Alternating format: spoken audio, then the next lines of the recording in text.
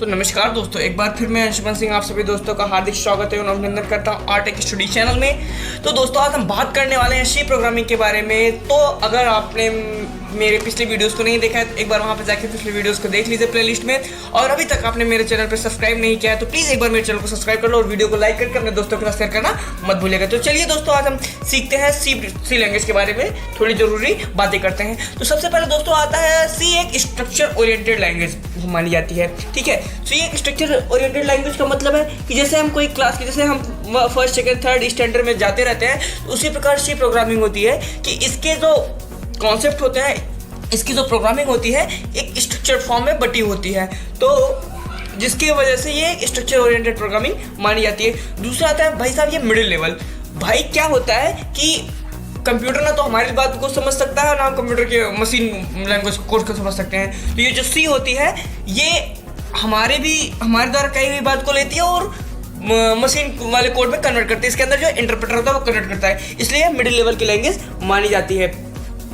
उसके बाद होता है कि अगर हम बात करें ये हार्डवेयर कनेक्शन होता है इसके अंदर। अगर सी प्रोग्रामिंग के एक फीचर ये बहुत खास बनाता है कि सी प्रोग्रामिंग से हम हार्डवेयर की प्रोग्रामिंग भी कर सकते हैं। उसके बाद अगला फीचर होता है इसका पोर्टेबिलिटी। तो दोस्तों पोर्टेबिलिटी का मतलब ये होता है कि हम सी प्रोग्रामिंग के कोड को एक मशीन से उठा के दूसरी मशीन में कॉपी पेस्ट करके वहाँ पे इसको रन कर सकते हैं किसी भी स्टोरेज डिवाइस के माध्यम से। उसके बाद आता है विथ लाइब्रेरी फंक्शन। तो दोस्तों इसके पहले जो सी लैंग्वेज को आने से पहले जो मशीन लैंग्वेज थी या कोई और अदर लैंग्वेज थी उसमें लाइब्रेरी फंक्शंस नहीं होते थे। सी में लाइब्रेरी फंक्शंस जुड़ जाने की वजह से सी काफ़ी ज़्यादा पॉपुलर हो गई और इसलिए इसको मदर लैंग्वेज भी कहा जाता है। तो दोस्तों अब हम बात करते हैं use of C programming. C programming का यूज़ कहाँ होता है तो बता दें प्रोफेशनल और इंडस्ट्री में सॉफ्टवेयर डेवलपर्स हो गए हैं, कंप्यूटर इंजीनियर्स हो गए हैं, बिजनेस एंड सिस्टम एनालिसिस हो गए हैं, जो भी सारे लोग हैं ये सभी लोग क्या करते हैं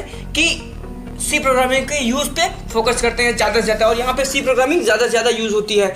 और वे लोग क्या करते हैं वेब कंटेंट हो गए या मतलब इमीडिएट सॉफ्टवेयर इंजीनियर्स हो गए, ये सभी लोग सी प्रोग्रामिंग का ज़्यादा यूज़ करते हैं। और अब इसके मेजर ऑर्गेनाइजेशंस क्या क्या है। हम मेजर ऑर्गेनाइजेशंस की बात करें तो दोस्तों भाई साहब माइक्रोसॉफ्ट जो कि दुनिया की सबसे बड़ी सॉफ्टवेयर कंपनी मानी जाती है, एप्पल, ऑरेकल, सिस्को, यहाँ तक कि गूगल जिसका मैंने नाम इसमें नहीं दिया है, ये सारे इसके मेजर ऑर्गेनाइजेशन है, यानी कि ये सभी लोग सी प्रोग्रामिंग का यूज़ करते हैं। उसका स्पेशलाइजेशन एंड इंडस्ट्रीज। सी की इंडस्ट्रीज क्या क्या है, सी को किस में महारत हासिल है तो बता दें भैया एम्बेडेड सिस्टम हो गया, आपका सिस्टम प्रोग्रामिंग हो गया, आर्टिफिशियल इंटेलिजेंस हो गया, ऑटोमेशन हो गया, कंप्यूटर ग्राफिक्स हो गया, स्पेस रिसर्च हो गया, इमेज प्रोसेसिंग हो गया, गेम प्रोग्रामिंग होगा, ये सारी की सारी सी प्रोग्रामिंग के ऊपर डिपेंडेंट होती है। तो अब हम बात करते हैं भाई why we learn C programming. भाई हम सी प्रोग्रामिंग क्यों सीखे, कोई एक मुद्दा तो होना चाहिए सी प्रोग्रामिंग सीखने का।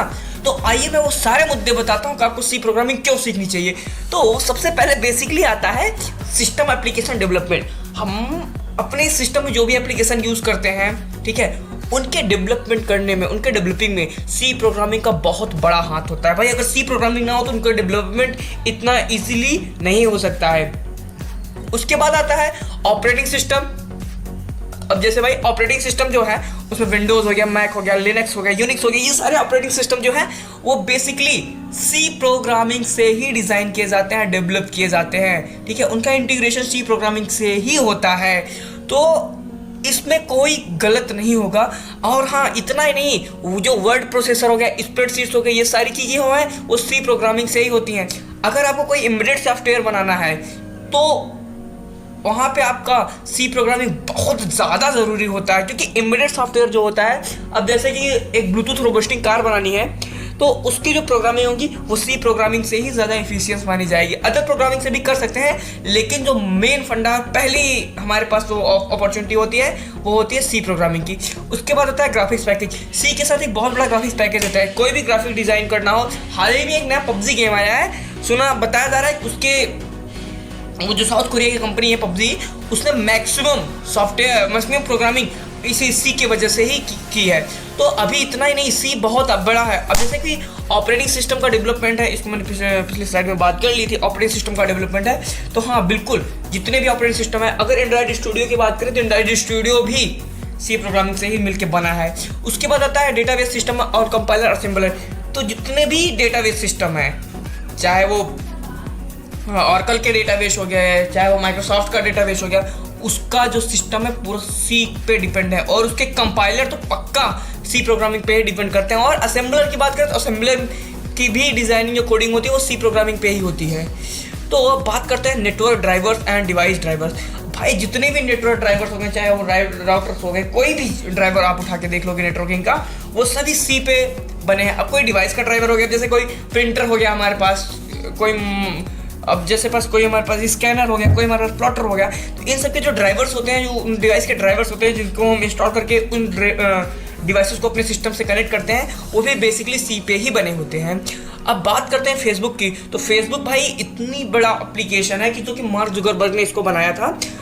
तो जो फेसबुक का TAO सिस्टम होता है, यह पूरी तरह सी प्रोग्रामिंग के ऊपर डिपेंड करता है। तो दोस्तों आप सोच सकते हैं कि सी प्रोग्रामिंग का यूज़ कहाँ और क्यों ना हम सी प्रोग्रामिंग को सीखें। तो अब बात करते हैं evaluation of C programming. C programming का इवेल्यूएशन बहुत ही रहस्यमयी रहा है और इसकी एक सबसे खास वजह है कि इस भाषा के विकास के पहले जितने भी प्रोग्राम बनाए जाते थे सब असेंबली लैंग्वेज में बनाए जाते थे। असेंबली लैंग्वेज में बनाए गए प्रोग्राम्स की इसकी काफ़ी ज़्यादा होती थी और लेकिन इसकी एक कमी थी।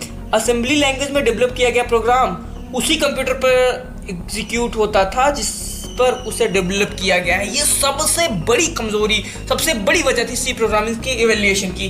क्योंकि भाई साहब अगर आप एक सिस्टम पर प्रोग्राम बनाएं और उसे दूसरे सिस्टम पर ना ले जा पाए, फिर से उस पर डेवलप करना पड़ेगा आपको, तो फिर भाई आप क्या सोचोगे बताइए।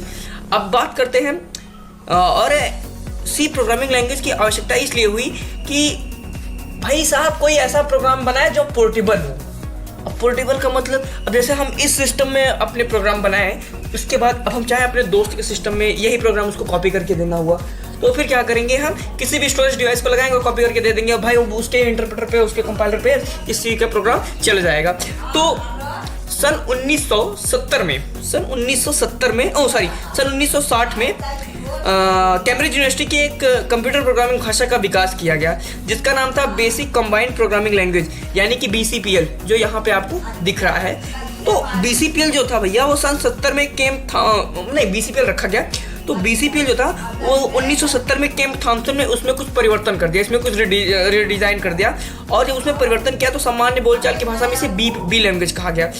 तो भाई अब बी लैंग्वेज जब आ गई थी तो अब भैया हमारे जो डेनिस रिची साहब थे, जिन्हें फादर ऑफ सी कहा जाता है, ये बड़े अच्छे आदमी थे। इनकी फ़ोटोज़ मैंने यहाँ पे डालना भूल गया, मैं डालता ज़रूर क्योंकि बहुत अच्छे आदमी है भैया। क्योंकि इन्होंने मुझे एक ऐसी लैंग्वेज दी है, हम सभी सॉफ्टवेयर डेवलपर को, सॉफ्टवेयर इंजीनियर्स को, पूरी पृथ्वी को इन्होंने एक ऐसा सॉफ्टवेयर यानी कि एक ऐसी प्रोग्रामिंग लैंग्वेज दी है जिसकी वजह से आज ये पृथ्वी सारी चल रही है। तो ये कहना कोई गलत बात नहीं होगी। तो जब सी का विकास 1972 में अमेरिका में हुआ था तो ये AT&T लेबोरेटरी के कंप्यूटर वैज्ञानिक ने इसको, यानी कि जो डेनिस रिची थे, इन्होंने बनाया था और जिसे बेल लैब्स भी कहा जाता था। तो यानी कि सी भाषा में लिखे गए प्रोग्राम किसी भी वातावरण में यानी किसी भी एनवायरनमेंट में चल सकते हैं। सी एक फंक्शनल लैंग्वेज भी माना जाता है। तो एक चीज़ और है कि सी में हम डिफरेंट टाइप के फंक्शंस को यूज़ कर सकते हैं। सी में कोई इनपुट आउटपुट ऑपरेशन नहीं होता है। सी कंपाइलर सभी इनपुट ऑपरेशन का काम लाइब्रेरी फंक्शन के द्वारा करता है। तो मैं अगली वीडियो में बात करने वाला हूँ block structure of C programming C, और इसमें अभी जो मैं आपको स्ट्रक्चर बताया, लेआउट बताऊंगा, स्ट्रक्चर प्रोग्रामिंग है, उसको अगली वीडियो में इसको डिफाइन करूंगा, जिसमें document session, link session, definition session, global declaration session होगा, मेन होगा, ओपनिंग पार्टनर्स होगा, ये सारी चीज़ें उसमें बात करेंगे। तो दोस्तों अगर ये वीडियो आपको अच्छा लगा तो प्लीज़ एक बार लाइक करें, अगर चैनल पे अगर आप नए हो तो फिर से जाकर चैनल को सब्सक्राइब करें और दोस्तों के साथ इस वीडियो को फैला दें और मुझे थोड़ा फेमस होने के लिए जरूर करें। तो धन्यवाद।